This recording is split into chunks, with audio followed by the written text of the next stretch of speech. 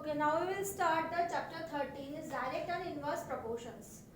Direct and inverse proportions हम इसमें पढ़ेंगे. डायरेक्ट प्रोपोर्शंस में क्या होता है, जब किसी चीज़ की वैल्यू बढ़ती है तो हम अगर क्वांटिटी भी बढ़ती है तो वैल्यूज भी बढ़ती है. ये डायरेक्ट प्रोपोर्शंस चलता रहेगा, मतलब एक जैसी वैल्यू, एक जैसा प्रोपोर्शन या रेशियोज सेम आएगा.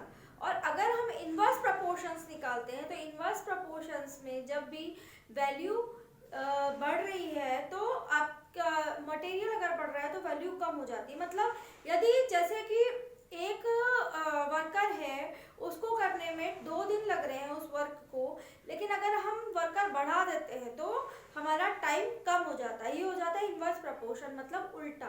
रेशियोज एक जैसे नहीं आएंगे, ठीक है ना, एक ज़्यादा तो एक कम, इस तरह से आएंगे. तो ये हो जाता है हमारा इनवर्स प्रोपोर्शंस. तो ये डायरेक्ट और इनवर्स प्रोपोर्शंस इसमें पढ़ेंगे हम. क्वेश्चन 1 है आपका, following are the car parking charges near a railway station up to 4 hours के 60 रुपीज़, 8 आवर्स के 100 रुपीज़, 12 आवर्स के 140 एंड 24 आवर्स के 80 rupees. Checking if the parking charges are in the direct proportion to the parking time. हमको check करना है क्या इसका जो प्रोपोर्शन है वो डायरेक्ट प्रोपोर्शन है. तो हम इसमें रेशो निकालेंगे पहले कि इनका रेशो सेम आ रहा है सबका. अगर आ रहा है तो डायरेक्ट प्रोपोर्शन है, अदरवाइज ये डायरेक्ट प्रोपोर्शन नहीं है. ठीक है, तो हम लिखेंगे यहाँ पे सॉल्यूशन. हम स्टार्ट करते हैं तो हम लिखेंगे the ratios of parking time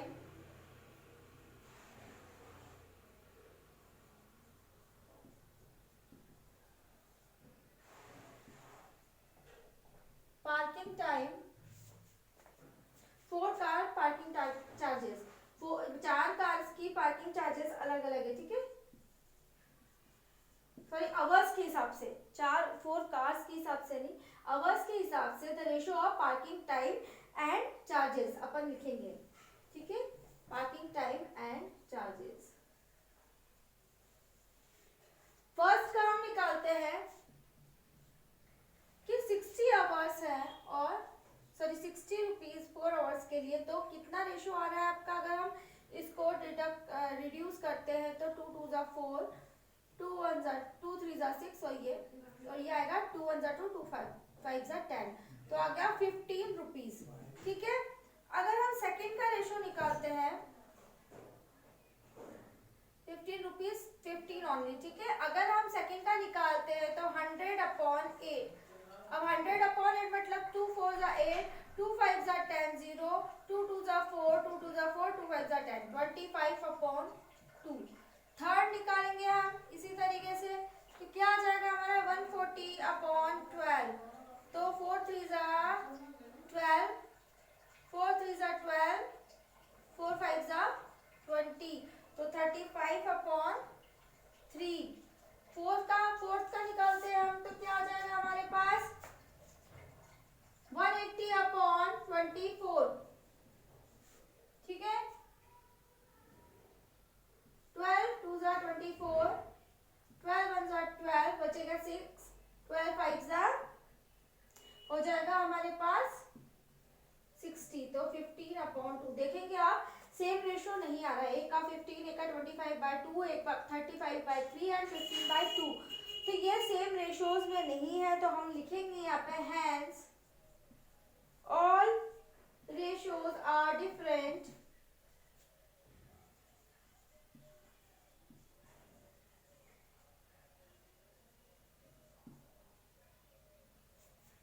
therefore car parking time is not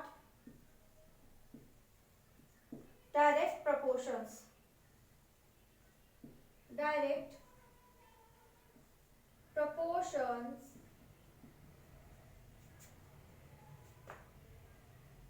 to car parking charges.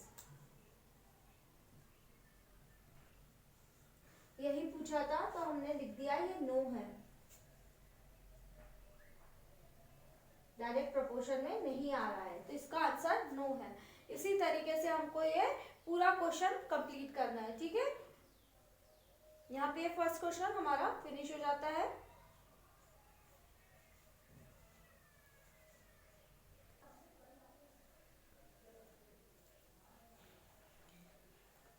चलिए क्वेश्चन नंबर 2 करते हैं। क्वेश्चन नंबर 2 में लिखा हुआ है, a mixture of paint is prepared by mixing one part of red pigment with 8 part of base. In the following table find the part of base that need to be added.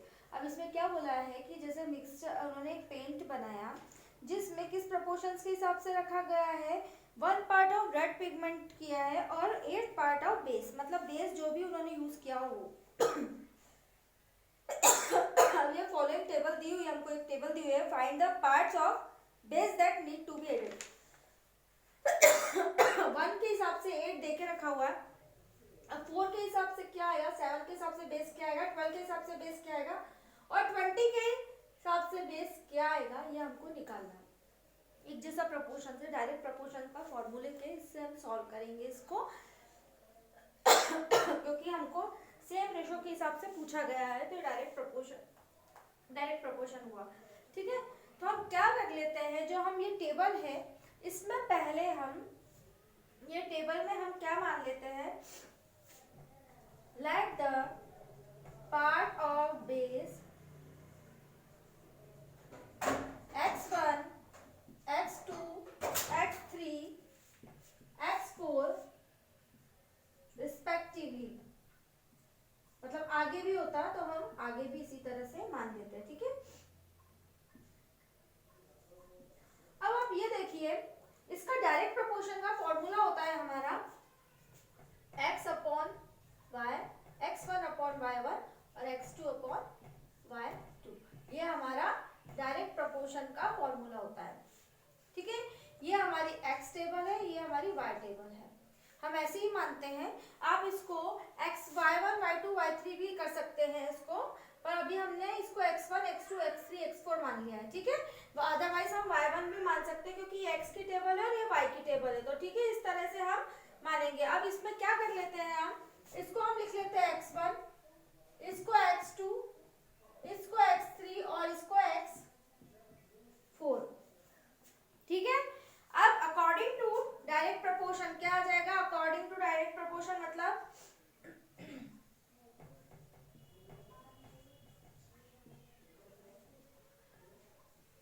Direct proportion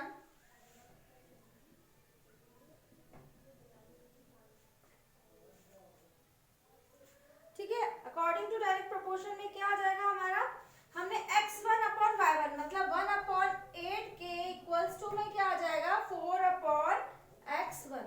अब हम x1 की value निकालेंगे यहाँ पे, तो क्या आ जाएगी हमारे x1 की, क्रॉस मल्टीप्लिकेशन हो जाएगा x1 4 इंटू x1 इंटू 1 मतलब क्या आ जाएगा x1 इंटू 1 मतलब x1 और 4 इंटू 8 तो x1 इक्वल्स टू 32। ये हमारा ठीक है, ऐसे ही हम x2 की वैल्यू निकालेंगे तो हमारा x2 की वैल्यू क्या आ जाएगी, इसी प्रपोर्शन जो हमको दिया हुआ है इसी के इक्वल में हम 1 upon 8 equals to 7 upon x2 रखेंगे। ठीक है, तो हमारा x2 इक्वल्स टू क्या आ जाएगा 7 इंटू 8 तो x2 इक्वल्स टू 56। ऐसे ही 1 अपॉन 8 के इक्वल में क्या होगा नेक्स्ट वाला कौन सा 12 अपॉन x3 तो x3 इक्वल्स टू कितना हो जाएगा 12 इंटू 8 96। अब 1 अपॉन 8 इक्वल्स टू कितना आ जाएगा हमारा 20 अपॉन x4 तो x4 की वैल्यू क्या आ जाएगी हमारे पास 20 इंटू 8 x4 इक्वल्स टू हमारा क्या आ जाएगा 160, x2 56, x3 आपका आ गया 96 और x4 हमारा क्या आ गया 160। तो हमारी जो टेबल बनेगी उसमें क्या आ जाएगा x1 की जगह जो हमारी न्यू टेबल बनेगी आप लिख लीजिएगा, मैं रफली बना रही हूँ आपको। या आप यहाँ पे लिखेंगे parts of red pigment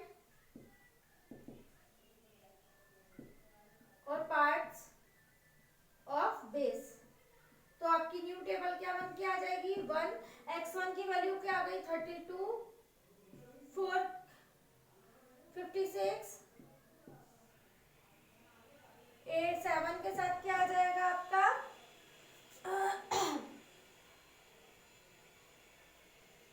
sorry 1/8 तो ऐसे ही रहेगा। उसके बाद आएगा 4 के साथ 32, 7 के साथ हमारा 56, 12 के साथ हमारा 96 और 20 के साथ हमारा 160। देखेंगे आप प्रोपोर्शन सेम है, 1/8 1/8 1/8 सब में आ जाएगा आप अगर रेशियोज निकालते हैं तो भी। ठीक है, तो इस तरह से आपकी न्यू टेबल बन गई। ये आपका आंसर आ गया। क्वेश्चन नंबर 2 यहाँ पर हमारा फिनिश हो जाता है।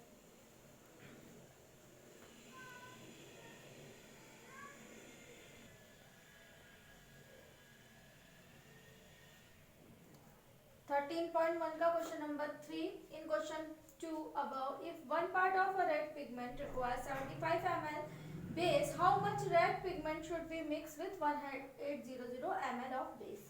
ठीक है, क्वेश्चन नंबर 2 में जैसे हमने किया था 1 बेस के साथ में 1 पार्ट बेस के साथ में 8 पार्ट बेस था। अब यहाँ पे बताया गया 1 पार्ट ऑफ रेड पिगमेंट के साथ हमको 75 ml बेस निकालना है। तो हम पहले टेबल बनाएंगे। हमेशा इन क्वेश्चंस में हमको टेबल बनानी ही पड़ेगी। तो हम पहले क्या करेंगे, टेबल बनाएंगे।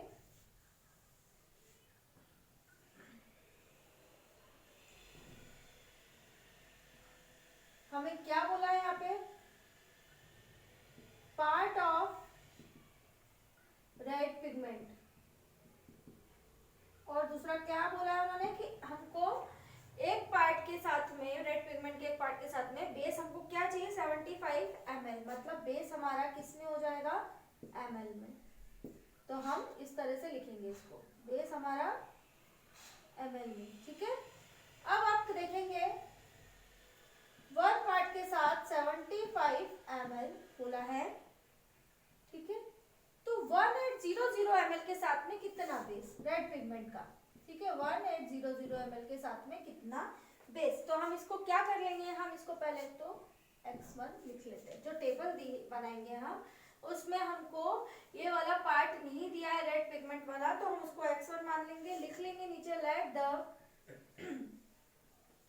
Part of red pigment be x मान लेते हैं, be x in 1800 ml base के लिए। ठीक है, अब फिर से अकॉर्डिंग टू डायरेक्ट प्रपोर्शन लिखेंगे।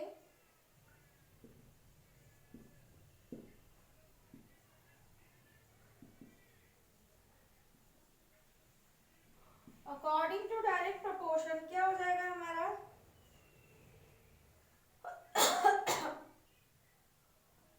हमारा क्या फॉर्मूला मैंने बताया था आपको, x1/y1 इक्वल्स टू x2/y2, मतलब 1/75 इक्वल्स टू x/1800। अब देखेंगे आप क्या करेंगे, क्रॉस मल्टीप्लिकेशन करेंगे तो 1800 ऊपर आ जाएगा, 75 नीचे आ जाएगा और x की वैल्यू हमको निकालनी है। हम इसमें क्या करेंगे, डिवाइड कर दीजिए, 5 से कर दीजिए। 5 1 जा 5, 5 3 जा 15, 5 3 जा 15 और 5 6 जा 30। ठीक है,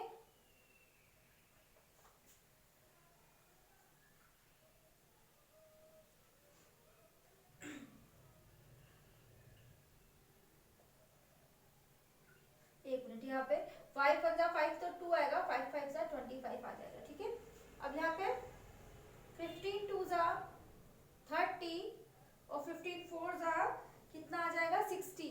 तो x इक्वल्स टू क्या आ जाएगा हमारा, यहाँ पे आ जाएगा 24। x की वैल्यू कितनी आ गई हमारी 24। तो हम क्या लिख सकते हैं यहाँ पे, hence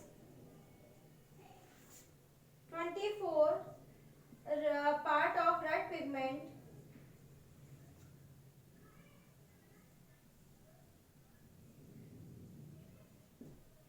contains 1800 ml of base। ठीक है, ये हमारा आंसर आ गया थर्ड का। क्वेश्चन नंबर 3 यहाँ पे फिनिश हो जाता है हमारा। इस तरह से ही सारे क्वेश्चंस होंगे और इसी तरह से हमको टेबल बनानी पड़ेगी, ठीक है।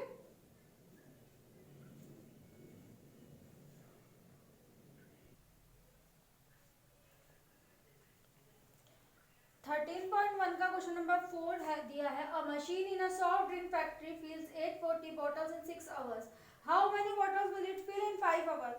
उसमें बोला है कि 840 बॉटल 6 आवर्स में फिल होती है, तो 5 आवर्स में कितनी बॉटल्स फिल होंगी। पहले हम टेबल बनाएंगे।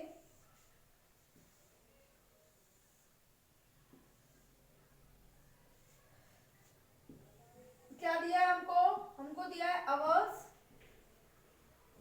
और बॉटल्स, ठीक है। तो 6 आवर्स में कितनी बोल रहे हैं, 840 बॉटल्स फिल हो रही है। अब उन्होंने पूछा है 5 आवर्स में कितनी बॉटल फिल होंगी, तो हम क्या कर लेंगे, यहाँ पे हम y मान लेते हैं इसको, क्योंकि y की टेबल है, ठीक है। अब क्या कहते हैं, let the bottle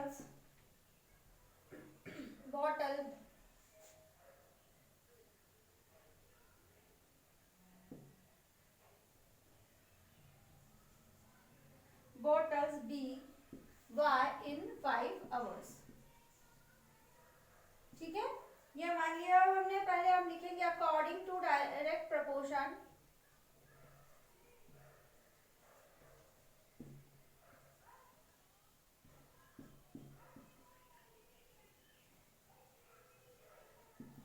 direct proportion के हिसाब से वही x1 upon y1 equals to x2 upon y2, means x1 मतलब 60, 6 अपॉन 840 इक्वल्स टू x2 मतलब ये 5 upon y,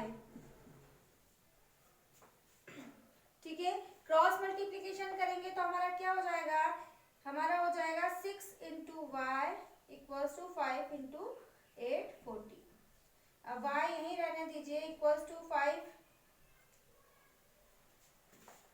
y equals to क्या हो जाएगा, 5 इंटू 840 अपॉन 6, 6 1 जा 6, 6 4 जा 24, y इक्वल्स टू 5 इंटू 140 मतलब क्या आ जाएगा, 5 4 जा 20, 5 1 जा 5, 6 7 700 बॉटल्स 5 आवर्स में फिल होंगी, ठीक है। ये हमारा क्वेश्चन आंसर आ गया है। तो हम लिखेंगे hence the number of bottles